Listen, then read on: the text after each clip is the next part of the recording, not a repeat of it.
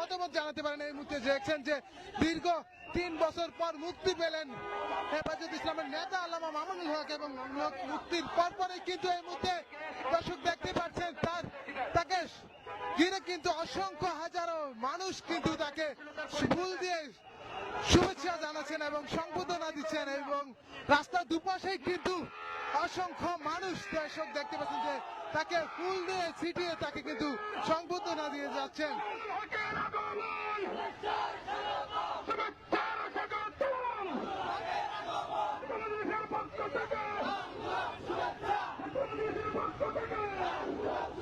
দর্শক কে কোথা থেকে দেখছেন লাইভটি মতামত জানাতে পারেন অবশ্যই আপনাদের।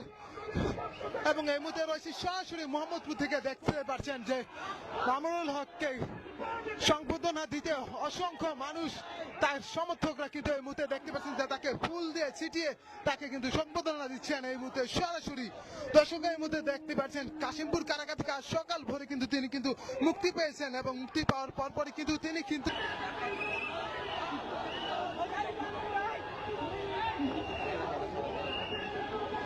ফুল দিয়ে বরণ করে নিচ্ছেন আল্লামা মামুনুল হককে। এই মুহূর্তে দর্শক দেখতে পাচ্ছেন দীর্ঘ 3 বছর পর মুক্তি পেলেন তিনি। মুক্তি পাওয়ার পরপরই কিন্তু নেতাকর্মীদের এবং সমর্থকদের ভিতর উৎসবের আমেজদের লক্ষ্য করা যাচ্ছে এবং বিভিন্ন দূর দূরান্ত থেকে কিন্তু তাকে কিন্তু ফুল দিয়ে বরণ করে নিতে কিন্তু বিভিন্ন দূর দূরান্ত থেকে কিন্তু এসেছেন সমর্থকরা এবং এই মুহূর্তে দেখতে পাচ্ছেন তাকে কিন্তু ফুল দিয়ে বরণ করে নিচ্ছেন।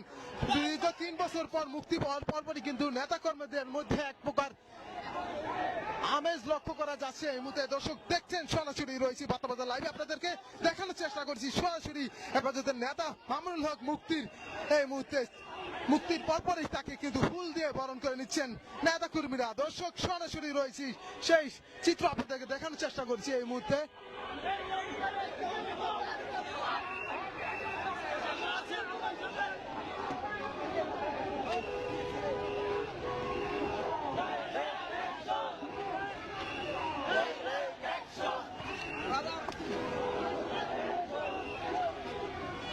দর্শক দেখতে পাচ্ছেন যে বিভিন্ন দূর দূরান্ত থেকে কিন্তু